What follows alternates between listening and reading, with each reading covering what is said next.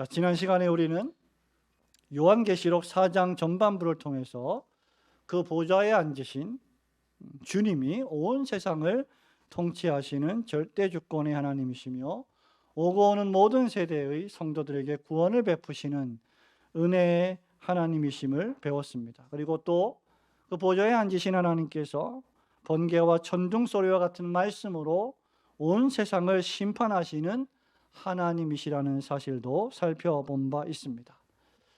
이렇게 우리가 섬기는 이런 하나님을 향한 교회와 성도들의 마땅한 반응은 무엇일까? 그것은 바로 오늘 우리 찬양대가 고백했던 것처럼 하나님께 찬양으로 영광을 돌리는 것이며 예배로 감사를 표현하는 것입니다. 이런 의미에서 지상의 교회는 하늘의 보좌에 앉으신 전능하신 하나님을 예배하는 예배 공동체라고 할 수 있습니다. 여기에 우리의 소망이 있습니다. 지난 요한계시록 강의 9번째 시간 마지막에 우리는 그 설교를 이렇게 마친 바 있습니다. 우리의 현실이 얼마나 어렵든지, 또 우리의 현실이 얼마나 절망스럽든지, 우리 앞에 어떤 어려움이 닥치든지 우리에게는 하늘 보좌에 좌정하셔서 온 세상을 통치하시는 하나님이 계신다는 사실입니다. 7영이신 성령께서 여러분의 사정을 일일이 속속들이 다 알고 계신다고 했습니다. 그리고 우리가 어떻게 기도해야 할지 모를 때조차 우리를 위해 기도하시고, 또 우리가 용기를 내어 기도할 수 있도록 우리를 도우신다라고 하셨습니다. 우리가 이 세상에서 어떤 고난을 당하든지 하나님께서 우리의 예배를 지키실 것이며, 번개와 우레소리와 같은 말씀의 능력으로 온 세상을 심판하실 것입니다. 바로 당신이 택하신 교회와 성도들을 위해서 말입니다. 그러므로 오늘 우리 찬양대가 고백했던 것처럼 여호와 하나님 우리 주여, 여호와께서 얼마나 아름다우신가 우리는 또 고백하지 않을 수 없습니다. 사람이 무엇이간데 주께서 저를 생각하시며 인자가 무엇이간데 저를 권고하시나이까 라는 찬양은 마땅히 구원받은 모든 주의 백성들이 올려드려야 할 찬양인 줄로 믿습니다. 오늘 우리가 읽은 이 요한계시록 4장 하반부에 있는 말씀은 이런 하나님을 우리가 어떻게 예배하고 찬양해야 하는지를 잘 보여줍니다. 요한계시록은 어떤 의미에서 미래에 되어질 일을 우리에게 가르쳐주는 말씀이기도 하지만 그 미래에 되어질 일들의 목적은 바로 우리가 하나님을 예배하는 일에 있다는 사실을 가르쳐줍니다. 요한계시록은 우리에게 예배를 가르쳐줍니다. 요한계시록의 예배는 성도 여러분들께서 비록 이 세상에 살지만 이 세상의 여러분의 문제에 집중된 그 삶의 상태에서 벗어나 하나님께 집중하게 만들어 줍니다. 요한계시록은 이 땅에 집중된 우리의 시선을 열어서 그 눈을 들어 하늘에 집중하게 만들어 줍니다. 요한계시록은 매일매일 땅만 바라보며 살아가는 우리들의 눈을 열어 하늘을 바라보며 하늘을 소망하게 만들어 줍니다. 특별히 요한계시록은 우리가 이 땅에서 하나님을 예배할 때 천상에서는 어떤 일이 벌어지고 있는지를 교훈하면서 우리의 예배가 천상에서의 예배와 함께 연결되어 있다는 것을 교훈해 줍니다. 그러므로 오늘 여러분이 이 주일 아침에 이 올고든 교회 예배당에서 예배를 드릴 때 여러분 홀로 예배하지 않고 올고든 교회 가족들만 예배하지 않고 다른 성도들과 함께 예배하는 것이며, 동시에 우리 지상교회 예배를 드릴 때 우리는 하늘의 천상교회에서 천사들과 이미 하나님의 나라에 들어간 모든 주의 백성들과 함께 예배하고 있다는 사실을 기억해야 합니다. 이것이 바로 오늘 우리가 들어야 할 보좌 앞에서의 찬양과 예배입니다. 보좌 앞에서의 찬양과 예배는 어떤 예배입니까? 오늘 두 가지를 살펴보려고 하는데, 먼저 첫째로 보좌 앞에서의 찬양은 하늘의 모든 천사들이 거룩하시고 전능하신 하나님을 찬양하며 예배드리는 찬양입니다. 우리 6절과 7절, 8절 말씀을 함께 읽어봅니다. 보좌 앞에 시작. 보좌 앞에 수정과 같은 유리바다가 있고 보좌 가운데와 보좌 주위에 네 생물이 있는데 앞뒤에 눈들이 가득하더라. 그 첫째 생물은 사자 같고 그 둘째 생물은 송아지 같고 그 셋째 생물은 얼굴이 사람 같고 그 넷째 생물은 날아가는 독수리 같은데 네 생물은 각각 6 날개를 가졌고 그 안과 주위에는 눈들이 가득하더라. 그들이 밤낮 쉬지 않고 이르기를 거룩하다 거룩하다 거룩하다 주 하나님 곧 전능하시니요 전에도 계셨고 이제도 계시고 장차 오실 이시라 하고. 아멘. 우리는 오늘 이 땅의 예배당에서 예배를 드립니다. 그렇다면 하늘의 예배당은 어떤 모습일까? 지난주에 살펴본 것처럼 하늘의 예배당에는 보좌가 있고 그 보좌에는 벽옥과 같고 홍보석과 같은 하나님이 좌정하고 계시다라고 했습니다. 그리고 6절에 따르면, 오늘 우리가 읽은 말씀에 따르면 그 보좌 앞에 수정과 같은 유리바다가 있다 했는데, 이는 하나님을 예배하러 가기 위하여 만나는 하늘의 예배당에서의 아름다운 알현실 또는 로비와 같은 공간입니다. 이 수정과 같은 유리바다는 하나님의 영광과 위엄과 그 장엄하심과 거룩하심을 우리에게 나타내 줍니다. 성도 여러분, 우리가 살고 있는 이 바다는 어떤 바다입니까? 그리고 요한계시록에 수시로 등장하는 바다는 어떤 바다입니까? 파도치고 폭풍이 있는 세상 바다입니다. 그런데 이 수정과 같은 유리바다는 파도치고 폭풍이 이는 수많은 위험들이 존재하는 세상 바다와 달리 매우 고요하고 평온한 바다입니다. 또 요한계시록의 바다는 그 바다에서 용이 출현하고 짐승이 나오고 혼돈과 무질서의 상징이기도 하지만, 오늘 우리가 읽은 이 하늘의 유리바다, 이 수정과 같은 유리바다는 거룩하고 진실하고 질서 있는 바다입니다. 성도 여러분, 이것은 흉포한 이 세상의 거친 파도와 폭풍을 잠잠케 하시는 하나님의 주권을 상징하고 있습니다. 우리는 예배드리러 올 때에 이 세상의 모든 걱정과 근심과 괴로움을 다 털어버리고 기쁨과 즐거움과 평강 가운데 예배할 수 있는 것입니다. 우리가 예배할 때 우리는 하늘의 예배당에 함께 앉아 예배하고 있는 것이기 때문입니다. 이 하늘에 있는 수정 같은 유리바다는 너무나 투명해서 이 하늘의 예배당에서의 유리바다에서는 예배하러 나오는 성도들이 아무것도 숨길 수 없고 그 하나님 앞에 숨겨질 수 있는 것도 아무것도 없음을 우리는 깨달아야 합니다. 예배 드리러 나올 때 우리가 얼마나 진실해야 하는지를 너무나 잘 보여주고 있는 말씀입니다.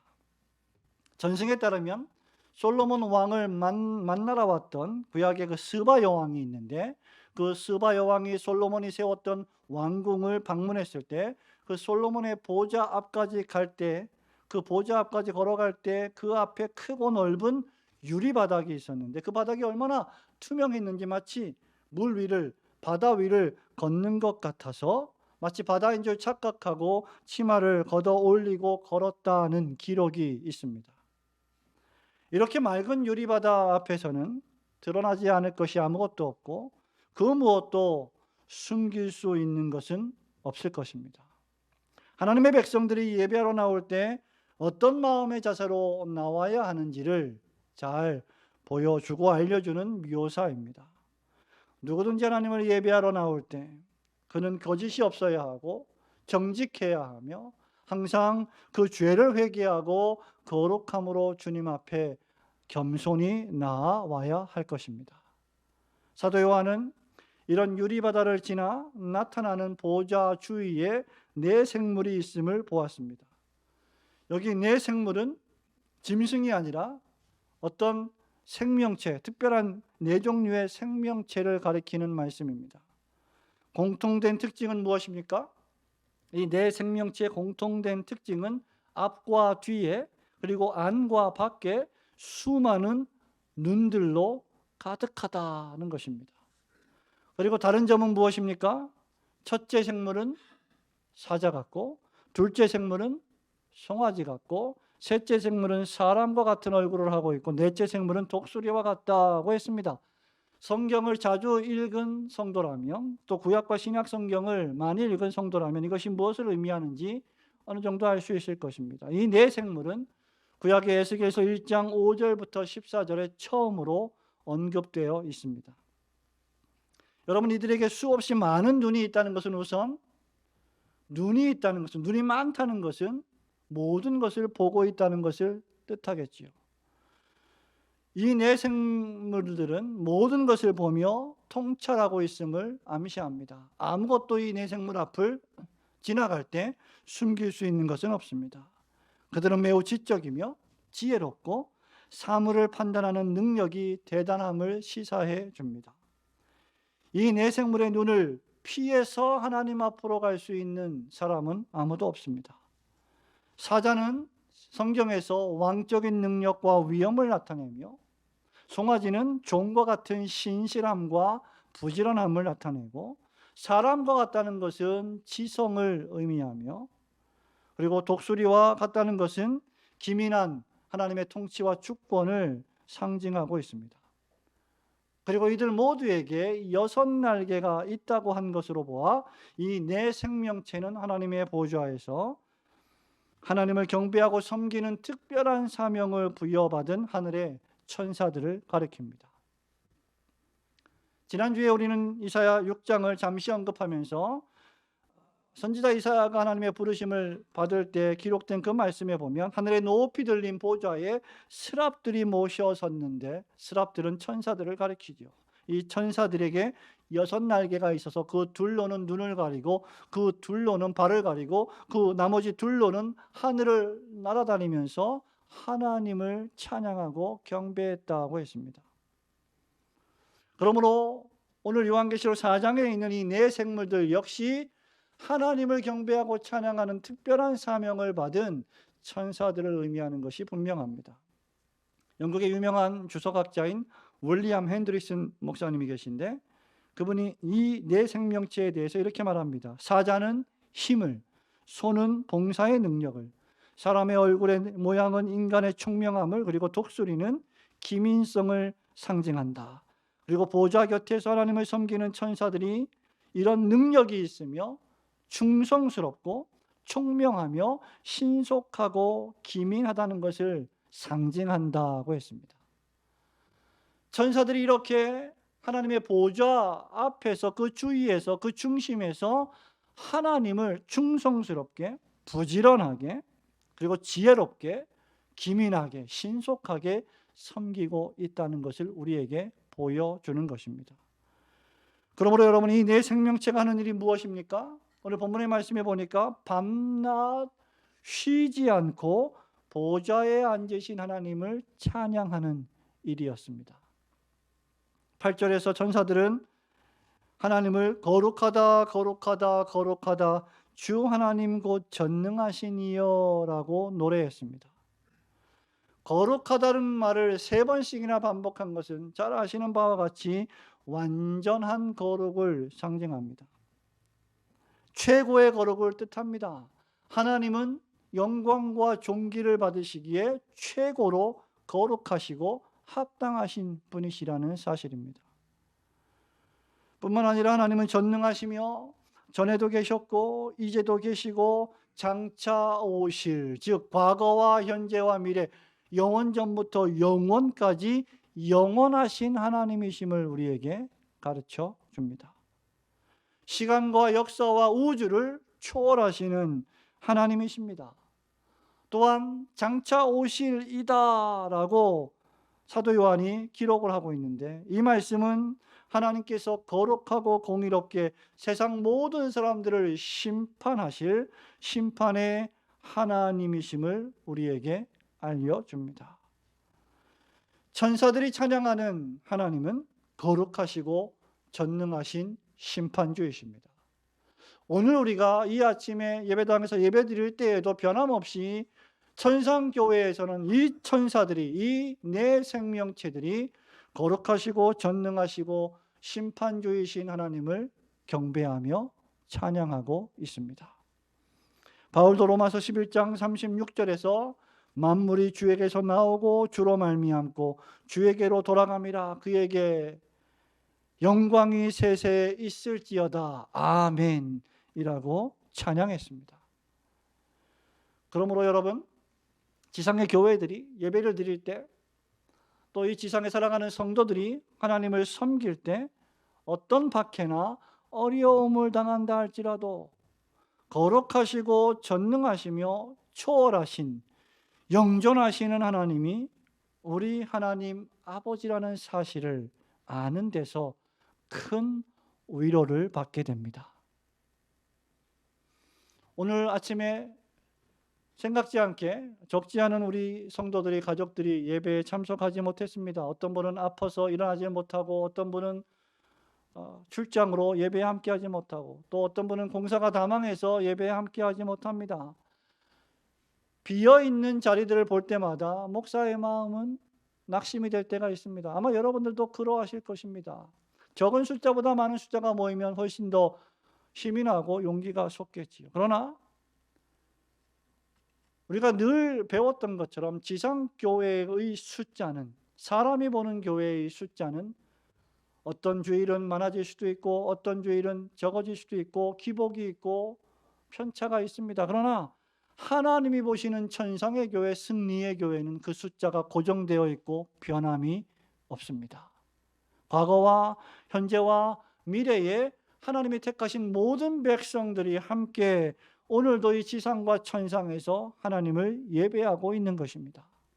그러므로 우리는 매주일마다 예배를 드릴 때 바로 우리가 섬기는 하나님이 이 지상에서뿐만 아니라 천상의 교회에서 영광과 존귀를 한 몸에 받으시는 전능하신 하나님이시라는 사실을 우리는 기억하며 예배해야 할 것입니다. 그런 하나님을 천사들이 찬양하고 섬기는 것처럼, 그래서 오늘도 우리가 그런 하나님을 그렇게 찬양하고 섬길 것을 결단하게 해 줍니다. 보좌 주위에서 온 힘을 다하여 봉사하며 총명하고 기민하게 하나님을 찬양하고 섬겼던 천사들처럼 여러분들도 온 힘을 다하여 사는 날 동안 주님을 봉사하고 총명하고 기민하게 하나님을 예배하고 찬양하시는 성도들이 되시기를 주님의 이름으로 축원합니다. 두 번째로 이 보좌 앞에서의 찬양, 또 어떤 사람들이 찬양을 하고 있습니까? 바로 하늘의 24장로들이 영광과 존귀와 권능을 받으시기에 합당하신 하나님을 세세토록 찬양하고 있습니다. 9절과 10절 말씀을 함께, 9절, 10절, 11절 말씀을 함께 읽겠습니다. 시작. 그 생물들이 보좌에 앉으사 세세토록 살아계시는 이에게 영광과 존귀와 감사를 돌릴 때에 24장로들이 보좌에 앉으신 이 앞에 엎드려 세세토록 살아계시는 이에게 경배하고 자기의 관을 보좌 앞에 드리며 이르되 우리 주 하나님이여 영광과 존귀와 권능을 받으시는 것이 합당하오니 주께서 만물을 지으신지라 만물이 주의 뜻대로 있었고 또 지으심을 받았나이다 하더라. 아멘. 본문 말씀을 보면 보좌 주위에서 하나님을 찬양하는 이들은 비단 천사들만은 아니었습니다. 내 생명체만은 아니었습니다. 그 내 생명체, 생물들이 세세토록 살아계시는 하나님께 영광과 존귀와 감사를 돌릴 때에 그 앞에 24장로들이 보좌에 앉으신 이 앞에 엎드려 세세토록 살아계시는 하나님을 경배했습니다. 여러분 한번 상상해 보십시오. 천상의 교회에 수정 같은 유리바다가 있고 그 앞에 벽옥 같은, 홍보석 같은 하나님이 앉아 계시는 하나님의 보좌가 있고 그 주변을 둘러싸고 이 천사들이 하나님을 찬양하고 있으며 거룩하다 거룩하다 거룩하다 노래하고 있고 그 앞에는 24명의 장로님들이 땅에 엎드려 하나님께 경배하며 하나님을 찬양하고 있다는 모습을 한번 상상해 보시기 바랍니다. 지난 시간에 말씀드린 바와 같이 이 24장로는 구약과 신약의 모든 성도들을 대표하는 대표자들이다라고 말씀드린 바 있습니다. 요한계시록 21장 12절과 14절에 따르면 거룩한 성 새 예루살렘이 바로 천상의 교회인데, 그 새 예루살렘 천상교회에 12문이 있다고 했습니다. 그리고 그 12문의 위에는 구약의 12지파의 이름들이 기록되어 있고, 그 예배당에 성곽이 있는데 성곽에는 12개의 기초석이 있다고 했습니다. 그리고 그 기초석 위에도 어린 양의 12사도의 이름이 기록되어 있다고 했습니다. 그러므로 24장로는 구약과 신약을 대표하는 선지와 사도들, 그리고 구약의 모든 지파들을 상징하는 것으로 구약과 신약의 모든 교회와 성도들의 대표자를 의미합니다. 지난주에 이들이 입은 옷이 예수 그리스도의 의의 흰 옷이며 머리에는 금 면류관을 쓰고 있다고 했습니다. 아마 지상교회에서 충성을 다하여 하나님 나라와 주님의 몸된 교회를 위하여 봉사하고 섬겼던 신실한 주의 백성들이 하나님의 나라에 들어갈 때 하나님으로부터 받았던 면류관들일 것입니다. 이들 모두는 예수 그리스도의 보혈로 구원을 받고 의인이 되었으며 그리스도와 함께 천상에서 금면류관을 쓰고 온 세상을 통치하는 성도들입니다. 천사들과 마찬가지로 이 24장로들도 보좌 앞에 엎드려 세세토록 살아계시는 하나님께 경배했습니다. 그런데 나아가 이들은 자신들의 머리에 있던 그 금면류관을 벗어서 보좌 앞에 던져드리며 하나님을 찬양하고 경배했습니다. 이들이 보좌 앞에 엎드렸다는 것, 그리고 면류관을 벗어 보좌 앞에 드렸다는 것은 이들이 어떤 겸손으로 하나님 앞에서 하나님을 예배하고 섬겼는지를 잘 보여줍니다. 여러분, 옛날에는 우리 예배당이 어떤 경우에는 마룻바닥이었고, 그죠? 한 20, 30년 전에는 이런 의자, 장의자가 있는 적도 있었지만 없는 예배당도 많았기 때문에 교회에 오면 무릎을 꿇고 있거나 엎드리거나 그렇게 하나님을 예배하고 기도하는 모습들이 참 많았습니다. 이런 얘기를 하면 라떼 얘기라고 생각할지 모르겠지만 그런 시간들이 우리에게 너무나 익숙했습니다. 오늘날 예배당에 와서 하나님 앞에 엎드려 경배하는 사람들이 과연 몇 명이나 되겠습니까? 우리는 마음으로 영으로 하나님 앞에 나와 엎드려 경배하는 것이지요. 영원토록 사시고 참되시며 거룩하다 못해 거룩하시고 또 거룩하시고 완전히 거룩하시고 최고로 거룩하시고 의로우신 하나님 앞에 서서 예배하는 자가 어떻게 교만할 수가 있겠습니까? 어떻게 하나님 앞에서 금면류관을 쓰며 자랑하면서 하나님을 섬길 수가 있겠습니까?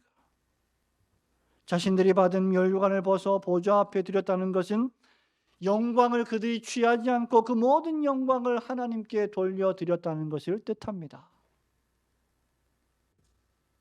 여러분이 받은 구원, 죄와 사망으로부터 여러분이 구원받은 것은 여러분의 공로가 아니요, 여러분의 행위에 기초한 것이 아니요, 여러분이 받은 구원에 여러분이 어떤 공헌도 하지 않았으며 또한 평생 동안 주님을 위해 여러분이 행한 모든 순종과 선행에도 우리의 공로가 하나도 없으며 다 하나님의 은혜였습니다라는 고백의 표현입니다.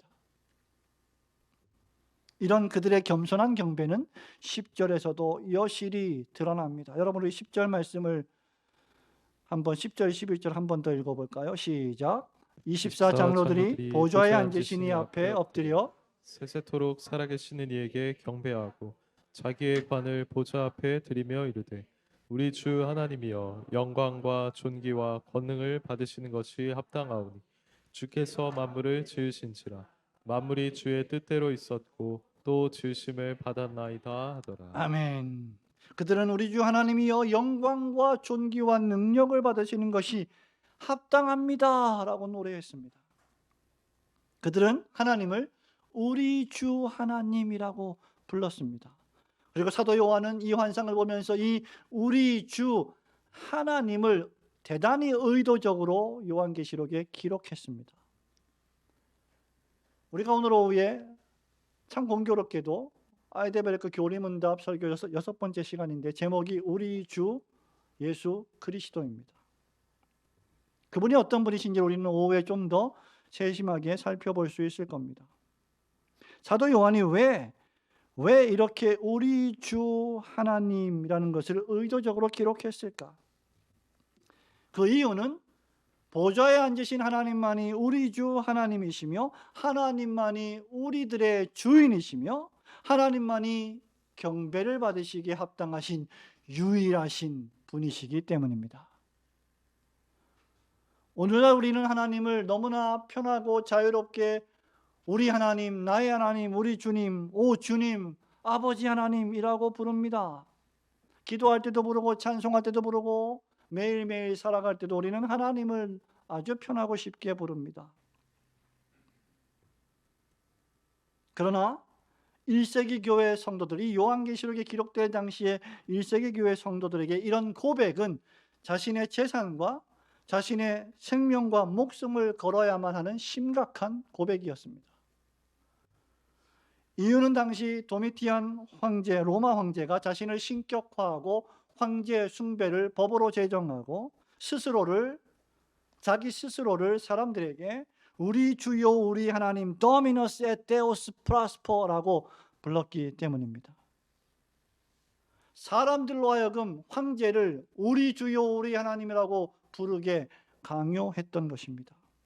그리고 그것을 시행하지 않는다면 그 로마 사회에서 법적인 제재를 당하고 재산을 몰수당하며 심지어 투옥을 당하는 일도 비일비재했음을 우리는 역사적 기록을 통해 확인할 수 있습니다. 그러나 그리스도인들은 결코 이 세상에 태어났다가 잠시 살다가 죽고 말 인간 로마 황제를 우리 주요, 우리 하나님이시요라고 부를 수 없었습니다. 그것은 하나님을 믿는 성도들에게 신성모독이요, 하나님이 주신 10계명 가운데 첫 번째 제1계명을 어기는 심각한 범죄였기 때문입니다. 우리 주시오, 우리 하나님이십니다. 나의 주시오, 나의 하나님이십니다. 그렇게 부르며 경배를 받으실 수 있는 유일한 분은 바로 전에도 계셨고 지금도 계시며 장차 오실 이시며 만물을 그 뜻대로 지으시고 통치하시며 심판하실 세세토록 살아계신 하나님 한 분뿐이십니다. 24장로들은 전능하신 창조주 하나님, 영광스러우신 하나님, 존귀와 권능을 받으시기에 합당하신 하나님께 찬양을 하고 있는 것입니다. 여기 합당하다는 말은 황제가 전쟁터에 나가서 승리하고 개선할 때 황제의 개선 행렬을 알리기 위해 사용되었던 말입니다. 합당하십니다. 당신이 개선하여 오시는 것이 합당하십니다. 라는 고백입니다. 그러므로 성도 여러분, 21세기 오늘 2023년 11월 12일을 살아가는 여러분 역시 창조주 하나님을 찬양해야 합니다. 눈을 들어 온 세상을 아름답게 창조하신 주 하나님 지으신 모든 세계를 바라보며 그 하나님의 영광스러우심을 찬양해야 합니다. 또한 한치의 오차도 없이 온 세상을 완벽하게 통치하시는 하나님의 전능하심을 찬양해야 합니다. 우리를 죄와 죽음에서 구원하여 주신 구원의 하나님을 찬양해야 합니다. 사는 날 동안 우리를 여러 위험에서 구원하여 주시고 구출하여 주시고 지금까지 살게 해주신 하나님의 은혜에 감사해야 합니다. 여러분이 평생 받은 모든 명예와 면류관들을 벗어 보좌 앞으로 던져드리며 겸손히 하나님을 예배해야 할 것입니다. 우리는 무익한 종입니다. 하나님 당신이 하라고 하신 일을 했을 뿐입니다. 라고 고백해야 합니다. 영광과 존귀와 능력을 가지신 하나님께서 오늘도 지상의 교회와 함께 하시고 여기 앉아 계시는 여러분 성도 한 분 한 분과 함께 계십니다. 그리고 그 예배를 소중하게 보십니다. 전능하신 하나님께서 영원토록 성도된 여러분들의 삶을 지키시고 보호하실 것입니다. 그러므로 24 장로들처럼 여러분들도 하나님을 찬양하고 예배할 때 영광을 스스로 취하지 마시고 면류관을 보좌 앞에 드리며 겸손히 예배하시는, 섬기시는 성도들이 되시기를 주님의 이름으로 축원합니다. 사랑하는 우리 성도 여러분, 말씀을 맺습니다. 우리는 요한계시록 4장 마지막 부분에서 우리의 눈을 들어 천상교회에서 벌어지는 예배를 잠시 살펴보았습니다. 하늘의 보좌에서 하나님이 좌정하시고 천사들이 둘러서서 거룩하신 하나님을 밤낮 날아다니며 쉬지 않고 찬양합니다. 또한 24 장로들이 머리를 엎드려 경배하며 면류관을 던져드리며 전능하신 하나님을 찬양합니다. 어떤 사람들이 이렇게 말할지 모르겠습니다. 목사님, 우리가 천국에 갈 때 그저 찬양만 하고 예배만 드린다면 무슨 재미로 살겠습니까? 여러분, 찬양과 예배가 우리의 전 존재의 목적이며 우리가 하나님을 찬양하고 예배할 때만이 우리가 가장 행복한 상태가 된다는 것을 우리는 기억해야 합니다. 왜냐하면 하나님께서 우리를 지으실 때 그렇게 지으셨기 때문입니다. 찬양과 예배가 천사들이 24 장로들이 하는 일입니다. 그리고 오늘 지상교회에서 하나님을 예배하는 여러분들이, 교회라고 불리는 여러분들이 하는 일입니다. 이것이 교회의 존재 목적이며 성도들이 살아가는 존재의 이유입니다. 어떤 의미에서 교회의 본질적인 존재의 목적은 사회 정의 구현도, 사회 복지 사업도 아닙니다.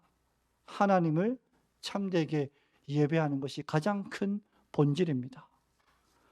또다시 말씀드리지만 우리가 이 땅에서 예배할 때 하늘의 천군 천사들과 하늘의 성도들이 함께 예배합니다. 이 땅에서 여러분들이 드리는 예배가 그렇기에 하늘의 예배이며 하늘의 예배가 오늘날 이 땅에서의 우리의 예배가 될 것입니다. 우리가 예배하고 찬양하는 하나님을 더 깊이 아는 만큼 하나님을 더 깊이 예배할 수 있습니다. 이것이 우리가 성경과 교리를, 지난하지만 성경과 교리를 열심히 듣고 배우는 이유입니다. 그래야만 그 하나님께 우리의 모든 면류관을 벗어드리며 겸손히 예배할 수 있기 때문입니다. 성도 여러분, 여러분의 목사는 천국 갈 그날을 누구보다 소망합니다. 여러분들도 그러하십니까? 왜 그러실까요? 지상 삶이 너무나 고되고 이 눈물 골짜기 같은 삶이 때로는 너무나 피곤하기 때문입니다. 우리가 천국 가면 그날 우리 모두는 변화될 것입니다. 그날에는 예배드릴 때 피곤한 일이 없을 겁니다. 아픈 일이 없을 겁니다. 공사가 다 망해서 예배에 불참하는 일이 절대 없을 겁니다. 관공서에서 불러서 대통령이 오니 경호를 서라 해서 예배를 못 나오는 일이 없을 겁니다. 비록 때로 우리는 여러 가지 이유로 낙심하고 절망하면서 하나도 힘도 없이 모기 소리처럼 작게 찬양을 부르지만 그때에는 그 어떤 오케스트라의 장엄한 음악보다, 그 어떤 찬양대의 은혜로운 찬양보다 더 장엄하고 은혜롭게 하나님을 찬양할 것입니다. 그러므로 여러분이 찬양할 때 입을 벌려 있는 힘을 다해 하나님을 찬양하십시오. 이 땅에서 찬양하는 자들이 하늘의 교회에서도 찬양할 수 있을 것이기 때문입니다. 제가 좋아하는 외국 찬양 가운데 원데이라는 그런 찬양이 있습니다. 우리나라 말로는 그날에로 번역이 되었습니다. 한국 교회 많은 교회들이 이 찬양을 찬양대에서 부른 적이 있습니다. 제가 아침에 그 찬양을 들었더니 우리 권사님 중에 한 분이 들으시고 우리 찬양대도 이걸 배워서 부르면 좋겠다. 근데 악보가 없어요. 악보 찾기가 너무 어렵습니다. 그 찬양의 가사 가운데 일부는 다음과 같습니다. 우리가 천국 가면 영원한 기쁨 주와 나누리. 주의 얼굴 뵐 때 승리의 노래 부르리. 찬란한 주 영광 보리라. 그날에 우리가 천국 가면 모든 상처가 치유되고 우리가 호련히 변화되리라. 그날에 우리도 내 생물처럼 밤낮 쉬지 않고 하나님의 거룩하심과 전능하심과 영광스러우심을 찬양할 것이며 24장로들처럼 온 세상을 주의 뜻대로 창조하시고 나를 지으셔서 이 세상에서 구원하여 주시고 주님의 일을 봉사하게 하신 놀라운 은혜를 마음껏 찬양하게 될 것입니다.